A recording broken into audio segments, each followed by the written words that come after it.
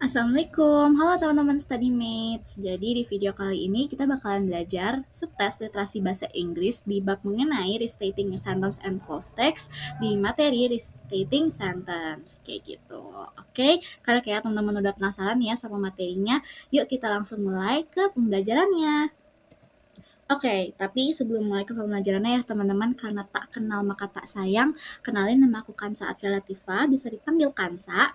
Aku merupakan mahasiswi UIN Jakarta di jurusan Sistem Informasi tahun angkatan 2023. Alhamdulillahnya aku udah sempat UTBK 2 kali teman-teman di tahun 2022 dan 2023 karena aku merupakan lulusan tahun 2022. Alhamdulillahnya skor UTBK aku di atas 600 untuk 2 kali ujian UTBK. Lalu untuk di subtes literasi bahasa Inggrisnya aku di angka skor 700 lebih teman-teman di 2 tahun berturut-turut kayak gitu. Oke, langsung aja kita masuk ke pembelajarannya. Oke, pertama kita ada objective materials. Jadi objective materials ini tuh basically kayak overview. Kita bakalan belajar apa aja sih di video kali ini kayak gitu. Oke, jadi untuk pertama kita bakalan kenalan dulu sama restating sentence. Jadi apa itu restating sentence? Lalu yang kedua ada how to restating sentence from a text. Lalu yang terakhir kita bakalan practice untuk melatih kemampuan teman-teman dan pemahaman teman-teman terkait materi si restating sentence ini kayak gitu. Oke, let's go to the materials teman-teman. Oke, pertama kita kenalan dulu nih ya sama restating sentence. Jadi apa sih itu restating sentence? Jadi berdasarkan soal ujian di tahun-tahun sebelumnya ya teman-teman, soal mengenai restating sentence ini tuh atau kalimat pernyataan kembali akan menguji pemahaman teman-teman mengenai makna kalimat dan juga sinonim kata atau frasa. Jadi teman-teman itu perlu mampu menemukan pilihan jawaban yang sama dengan di soal kayak gitu. Oke, next kita bakalan membahas mengenai how to restating sentence from a text. Jadi, pertama itu ada pahami makna keseluruhan soal ya, teman-teman. Jadi, teman-teman itu perlu tahu nih soal itu tuh maunya apa gitu loh. Jadi itu tuh lebih mudah teman-teman nanti baru masuk ke teksnya kayak gitu. Lalu yang kedua ada perhatikan detail pada kalimat soal. Jadi perhatikan informasi pada kalimat soal. Teman-teman itu dapat menggunakan metode C5W1H ini untuk menganalisis informasi. Selain itu diperlukan juga prediksi sinonim dari kata atau frasa kalimat soal yang bisa digunakan untuk menyatakan kembali ide di pilihan jawaban gitu. Jadi contohnya itu kalimat soalnya itu keychains allow young people to showcase their interest gitu. Nah, restating sentence-nya itu keychain enables teenagers to express their hobbies. Ini tuh berarti frasanya ya teman-teman yang di sinonim ya teman-teman gitu. Jadi kata allow bersinonim dengan enable, young people bersinonim dengan teenagers, and showcase bersinonim dengan express kayak gitu. Oke, next ada ketiga identifikasi pilihan jawaban dan makna kalimat soal sama dengan kalimat jawaban. Nah, ini tuh maksudnya apa? Jadi saat menentukan sinonim ya teman-teman atau persamaan dari kata frasa yang teman-teman temuin itu perlu mempertimbangkan konteks bacaan dan memperhatikan struktur kalimat yang umumnya bisa berbeda namun tetap memiliki arti yang sama kayak gitu. Lalu yang keempat ada penggunaan struktur kalimat aktif dan pasif. Jadi di sini tuh umumnya struktur antar kalimat pada soal dengan jawaban akan berbeda. Teman-teman perlu memperhatikan bentuk kalimat pada soal yang bisa saja pasif dan pada jawaban yang benar-benar berbentuk aktif. Begitupun sebaliknya. Jadi di sini contohnya itu kalimat soalnya the company plans to reduce production cost to increase profits. Restating sentence-nya production cost will be reduced to boost profits. Jadi dalam bentuk kalimat aktif, subjek the company boleh dituliskan, tapi makna kalimat tetap sama gitu teman-teman ya. Oke, next. Kita ada penggunaan kalimat positif dan negatif. Jadi pada soal kalimat dinyatakan dalam bentuk kalimat positif dan akan dinyatakan kembali ke dalam bentuk negatif pada jawaban. Begitupun sebaliknya. Di sini tuh contoh kalimatnya itu ada too much sugar in cakes is not good for health. Restating sentence-nya excessive sugar in cakes can be harmful to health. Lalu yang keenam, yang terakhir ada penggunaan ungkapan jumlah atau kuantitas. Nah ini tuh ungkapan jumlah pada restating sentence saya teman-teman itu bisa aja beda dari kalimat asalnya teman-teman. Jadi ada yang sifatnya sinonim, bisa juga kayak artian atau tafsiran gitu. Jadi teman-teman tuh juga perlu interpretasi dari angka yang ada pada kalimat asal untuk ungkapan jumlah gitu loh. Jadi nih kayak gini, kalimat soalnya kan the bakery sells more than 70% of its cakes by the end of the day. Nah, restating sentence ya, most of the bakery's cake are sold by the end of the day. Kan ini kan 70% ya teman-teman. Berarti kita bisa bilang dong most gitu. Karena kenapa kan 70 untuk dapat 100% itu kan 100% kan maksimalnya. Nah, itu kan berarti kan kalau di sini 70 berarti 30. Berarti most of the bakery cakes bisa teman-teman gitu. Jadi frasa more than 70% itu mendekati most sehingga ungkapan jumlah ini dapat diubah menjadi most of the bakery cakes dan untuk ya seperti itu teman-teman. Oke, karena materinya udah selesai ya teman-teman. Di sini kita terakhir sudah membahas mengenai how to restating sentence from a text dan juga teman-teman tadi udah kenalan si restating sentence ini tuh apa. Jadi ini kita saatnya masuk ke practice session teman-teman. Oke, let's go. Oke, welcome to practice session teman-teman. Nah, jadi di sini pertama aku ada kasih teks saya teman-teman di sini mengenai social media kayak gitu. Oke, jadi untuk tipe ngerjain soal teks seperti ini, teman-teman itu ada 2 tipe. Teman-teman bisa baca teksnya dulu baru masuk ke soal, atau baca soal dulu apa yang soal mau baru masuk ke teks kayak gitu. Untuk teman-teman yang prefer baca teksnya dulu, boleh banget di pause videonya, dipahamin dulu baru ke soal. Kalau misalkan yang tipe kayak aku, lanjut ke soal dulu, pahamin dulu soalnya maunya apa baru ke teks, itu bisa banget barengan sama aku kayak gitu. Oke, kita masuk dulu ya teman-teman ke soalnya. Oke, di sini ada soal pertama ya teman-teman, kita coba baca dulu bareng-bareng.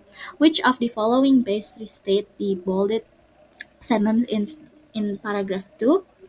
Jadi soal ini tuh minta kita untuk menyusun kembali makna dari kalimat dalam paragraf 2 yang menyatakan bahwa studies have shown that people who spend more time on social media. Nih, yang ini nih teman-teman, paragraf kedua.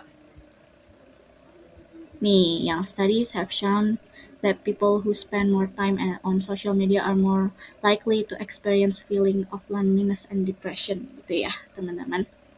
Nah, jadi dari kalimat itu kita dapat ini, teman-teman, identifikasi makna utama. Kalimat menyatakan bahwa semakin banyak seseorang menghabiskan waktu di media sosial, semakin besar kemungkinan mereka merasa kesepian dan mengalami depresi ya, teman-teman nih. Who spend more time on social media are likely feelings, loneliness, and depression ya, teman-teman. Lalu yang kedua itu menyusun kalimat yang sejenis. Jadi dari kalimat ini nih, itu kita bisa susun kalimat yang sejenis ya teman-teman. Salah satunya ini, people who spend more time on social media dapat disarankan menjadi using social media excessively. Kayak gitu, that's why jawabannya itu yang A, using social media excessively leads to loneliness and depression ya teman-teman. Ini kalau yang B salah, improves mental health, justru enggak ya teman-teman. Lalu yang C, people who use social media less often, ini salah ya teman-teman. Experience higher productivity, ini dia salah. Lalu yang D, spending time on social media has no effect on mental health, justru dia menyebabkan kesepian dan juga depresi ya teman-teman. Lalu yang E, social media addiction is unrelated to feelings of depression, ini juga nggak relevan sama si gak sesuai sama yang ada di teks gitu ya teman-teman. Oke, kita move on ke next question. Oke, di sini nomor 2 itu ada di soal model pilihan 2 kolom ya teman-teman. Jadi basically teman-teman perlu choose the right sentence that has the same meaning with the last paragraph of the text gitu ya teman-teman. Jadi kalau misalkan statementnya benar sesuai sama paragraf, sesuai sama teks, teman-teman bisa pilih true. Kalau misalkan statementnya salah, false, teman-teman bisa centang di false gitu ya teman-teman. Oke, kita langsung pembahasan ya teman-teman. Jadi teman-teman tuh di sini diminta untuk memilih pernyataan yang memiliki makna yang sama dengan paragraf terakhir dalam teks ya, yang menyatakan nih jadi kalau kita baca ini tuh teksnya mengenai sosial media memiliki manfaat sekaligus risiko ya teman-teman gitu. Nih, while it offers incredible, terus juga ya despite these challenges. Nah, kayak gitu ya teman-teman. Nah, yang pertama, kita langsung masuk aja ya teman-teman. Pertama, social media is dangerous and offers no positive benefits. Ini itu salah ya teman-teman, karena media sosial tetap memiliki manfaat ya teman-teman meskipun ada risikonya. Ini itu kita berdasarkan di dunia nyata juga ya teman-teman. Lalu yang kedua, kedua itu salah karena di sini tuh disebutkan user should stop using social media to avoid its risk gitu ya teman-teman. Nah ini tuh paragraf terakhir justru menyarankan batasan penggunaan, bukan berhenti total nih kalau kita baca ya teman-teman. Nih ya teman-teman, disebutkan di sini user must be cautious of its potential risk and set healthy boundaries gitu. Jadi harus punya limit atas diri sendiri dalam menggunakan si sosial media. Ini di kalimat yang terakhir ya teman-teman, yang paling bawah nih gitu. Lalu yang ketiga, social media provides both advantage and disadvantage. Ini benar ya teman-teman, karena ini tuh ini teman-teman, si yang terakhir ini tuh paragraf terakhir itu membahas mengenai manfaat dan juga tantangan dari si pemakaian sosial media ini kayak gitu teman-teman. Makanya dia disebutnya itu, kalau teman-teman lihat nih, dia itu dibilang double edged sword gitu. Jadi while it offers incredible opportunities, tapi juga ada tantangan yang bakalan kita hadapi gitu. Dampak buruknya ya teman-teman kalau misalkan kita nggak membatasi diri kita kayak gitu. Lalu yang keempat ada advocacy and connection are impossible on social media. Ini salah ya teman-teman, karena paragraf menyebutkan bahwa sosial media justru dapat digunakan untuk kampanye dan gerakan sosial ya teman-teman. Ini ada di paragraf terakhir. Nah, lalu yang kelima ada di false, itu karena si paragraf menyarankan pengguna untuk menetapkan batasan dalam penggunaan media sosial. Di sini tuh dibilang setting boundaries is unnecessary for social media use. Ini salah ya teman-teman, karena dari yang kita baca tadi di kalimat terakhir justru malah user harus aware ya dalam penggunaan si sosial media dan perlu membatasi diri gitu. Oke. Untuk soal terakhir, the sentence social media has transformed how people communicate and share information. Ini ada di paragraf pertama, can be restated as gitu ya. Oke, jadi kita cari dulu ya teman-teman di dalam teks kalimat ini, social media has transformed. Nih teman-teman, ternyata di kalimat pertama, paragraf pertama ya teman-teman, social media has transformed how people communicate and share information. Oke, jadi di sini tuh pertama teman-teman bisa ngelakuin yang namanya identifikasi makna utama. Jadi kan kalimat tadi tuh menyatakan bahwa semakin banyak seseorang itu tahu bagaimana melakukan komunikasi dan juga berbagi informasi ya teman-teman. Oke, jadi kedua itu teman-teman bisa ngelakuin menyusun kalimat yang sejenis ya teman-teman. Jadi kata transform ini kan bisa teman-teman ganti dengan change gitu, yang memiliki arti serupa. Lalu jadi kalimatnya itu dari yang how people communicate and share information dapat disusun ulang menjadi the way people interact and share information gitu. Jadi final answer-nya itu ada di social media has changed the way people interact and share information. Kayak gitu teman-teman. Oke, karena tadi teman-teman udah belajar materinya juga, udah latihan soal juga, 3 soal, tipe-tipe soal yang berbeda-beda yang bakalan ada di UTBK, maka dari itu sudah selesai pelajaran kita hari ini, kayak gitu. Jadi key main takeaways yang bisa teman-teman ambil dari pelajaran hari ini itu ada apa itu restating sentence, tadi teman-teman udah kenalan, lalu juga ada how to restating sentence from a text, dan yang terakhir teman-teman udah latihan kayak gitu. Tapi teman-teman tenang aja, karena tadi latihannya cuma 3 soal, Let's Study itu nyediain banyak latihan soal lainnya mengenai materi isi restating sentence ini, teman-teman bisa cek, yang bisa teman-teman kerjain kayak gitu untuk melatih pemahaman teman-teman di materi ini kayak gitu.